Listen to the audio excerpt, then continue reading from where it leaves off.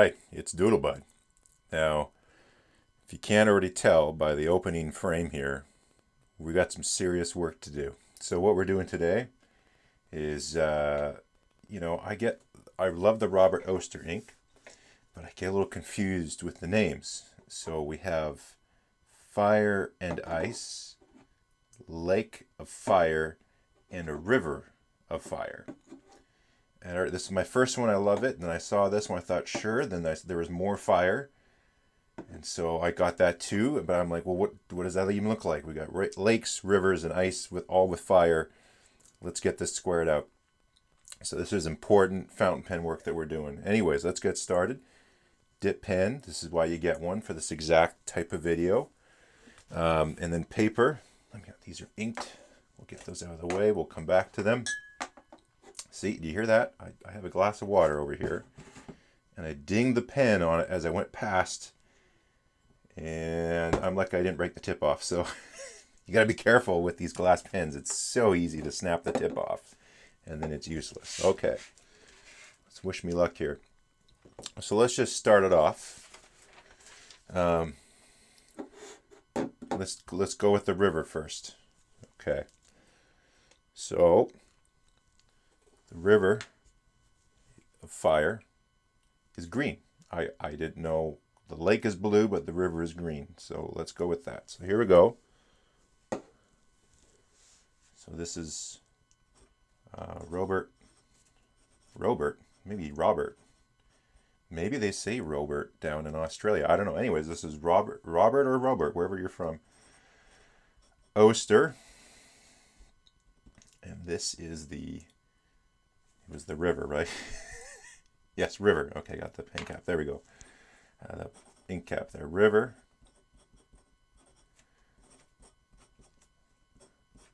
Of fire. All right. We'll dip in here. Get a nice little patch going. Actually, what I'll do, I'll do it here, so we can compare it. We'll get side by sides. Okay. Got some water to clean it out. Give it a wipe. There we go. On to the next one. The river's going to flow into the lake of fire. So if the river's on fire and it flows into the lake, now the lake's on fire. So let's do this one.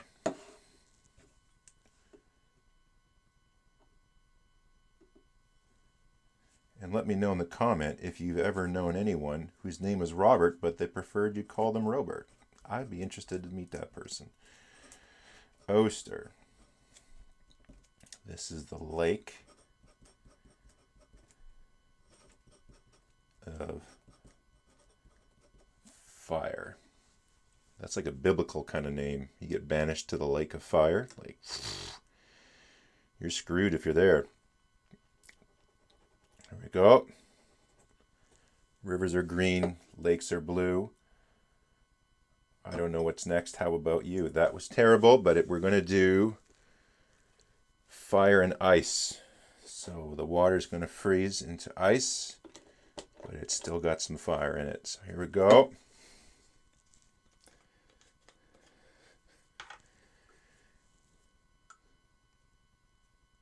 Dippy-doo. If I don't make a giant mess, this will be impressive. Robert Oster, once again, our good friend with fire and ice.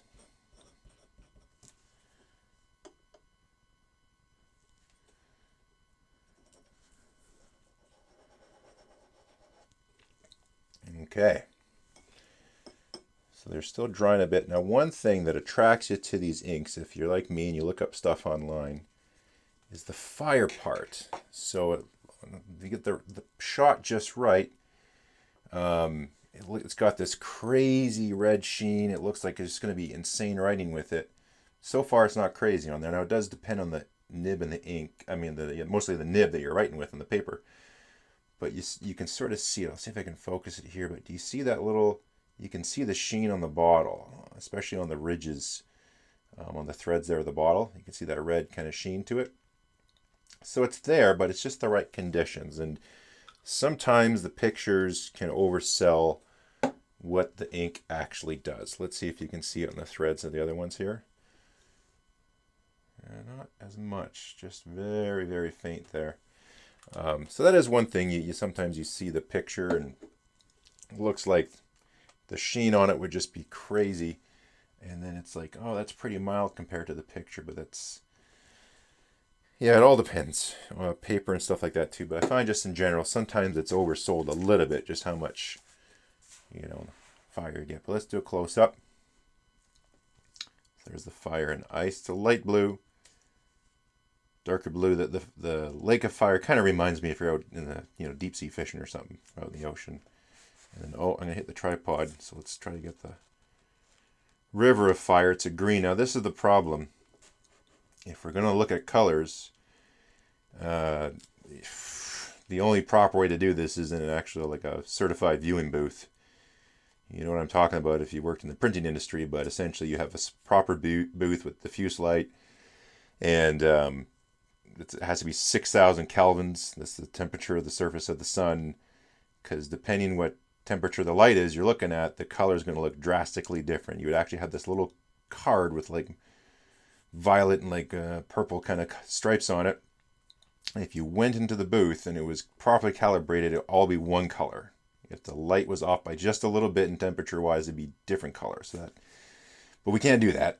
But we're going, with whatever light I have here through the camera into your phone and how it's going to interpret the video. So it is very arbitrary, but you can see the difference. So this is the darker. If I were to, like I said, it reminds me if I'm out in the ocean or something like that, and like sort of deep blue, deep sea blue kind of color.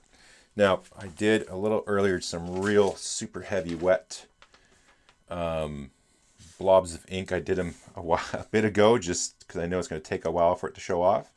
So if you really go heavy with the ink and you got the right paper, you can start to see the sheen. So now you can sort of pick it up at the right light. Some of the pictures I see, I don't want to mention where, but on some online retailers, the trend is to kind of, do the perfect blob, show it, and then, it's just a condition you're not going to get. And I don't know if those images are filtered a bit, but sometimes it does oversell. But you do get it, just maybe not as much as when you see that big sploosh of ink and the beautiful red sheen across it. Your regular printing is not going to look like that. So I did the extra fine here with the fire and ice on the Pelican. With a finer nib, you can't, it's a very nice color. I like it. It's you can use this daily, but like maybe you can see a touch, but it's mostly just some really beautiful shading you have on the fire and ice. Lake of Fire is going to show it off more because this is a 1.1 stub, so you're just going to see it more. You can see in the big blob, you can see the sheen too. You can see it in the fire and ice too on both of them. But even with the 1.1, it's got nice shading.